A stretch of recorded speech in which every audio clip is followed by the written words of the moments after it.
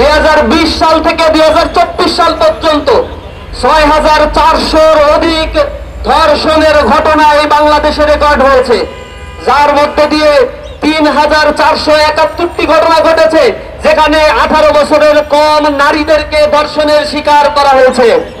কিন্তু আমরা এর কোনো বিচার পাই নাই।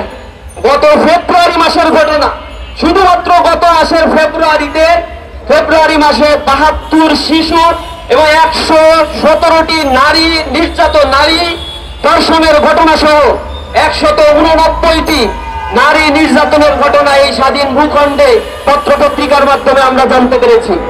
সুতরাং ধর্ষণের এই ঘটনা নিত্য নৈমিত্তিক একটা ব্যাপারে পরিণত হয়েছে বাংলাদেশে। এটি একটা ট্রেডিশন, একটি কালচারে পরিণত হয়েছে। আমরা আরো বেশি লজ্জিত যখন আমরা দেখি নারী ও শিশু নির্যাতন ট্রাইব্যুনাল গঠন করা হয়েছে শুধুমাত্র তড়িৎ বিচারের প্রক্রিয়াকে ত্বরান্বিত করার জন্য। কিন্তু আমরা লক্ষ্য করেছি নারী ও শিশু নির্যাতন এই ট্রাইব্যুনালে প্রতি 5 বছরে এভারেজে 30,000 বা 32,000 মামলা এখানে দায়ের করা হয়। কিন্তু দীর্ঘসূত্রিতার কারণে এখান থেকে মাত্র 4 থেকে 5% মামলার বিচার কার্য আমরা দেখতে পাই।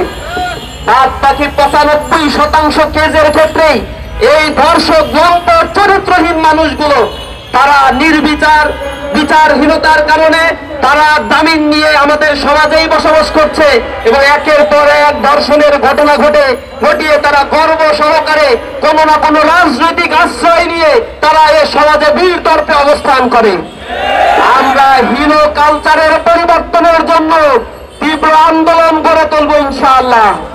ইসলামী ছাত্র শিবির বলতে চাই, বাংলাদেশে নারীদের মর্যাদাকে সমুন্নত করার জন্য ইসলাম যে মর্যাদা দিয়েছে, ইসলামী আইন যে বিধানের কথা বলেছে, আপনারা আজকে দেখেছেন নারীরা মিছিল করে বলছে ধর্ষকদের সর্বোচ্চ শাস্তি আজ মৃত্যুদণ্ড দিতে হবে।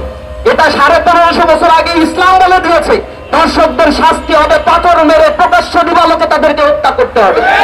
তাহলে বাংলার জমি আর কোনো ধর্ষকের জন্ম হবে না। কিন্তু এই সংস্কৃতি আমরা দেখি না। একটা ধর্ষণের মামলা নিতে গেলে যে কাহিনী করা হয়, একটা ধর্ষণের মামলা দেওয়ার পরে 7-8 বছর চলে যায়, সেই মামলার কোনো সুরাহা হয় না। আমরা এই বিচার ব্যবস্থাকে ঢেলে সাধারণের জন্য সরকারের প্রতি উদাত্ত আহ্বান জানাচ্ছি। আমরা আরো উদ্বেগের সাথে লক্ষ্য করি, কোন ঘটনা ঘটার পরে বাংলাদেশে একটি রাজনৈতিক দল এখন বলার চেষ্টা করছে বাংলাদেশে নির্বাচিত কোনো গভর্নমেন্ট নাই, এ কারণে এই ঘটনাগুলো ঘটছে। আমরা আরো লজ্জিত, এদেশে সেই জুলাই বিপ্লব পরবর্তী যে জাতীয় ঐক্যমত গড়ে ওঠার কথা ছিল, এই ঐক্যমত গড়ে উঠলে এই জাতীয় ধর্ষণ, ছিনতাই, লুটেরাজদের কোনো স্থান এই বাংলাদেশে হতো না।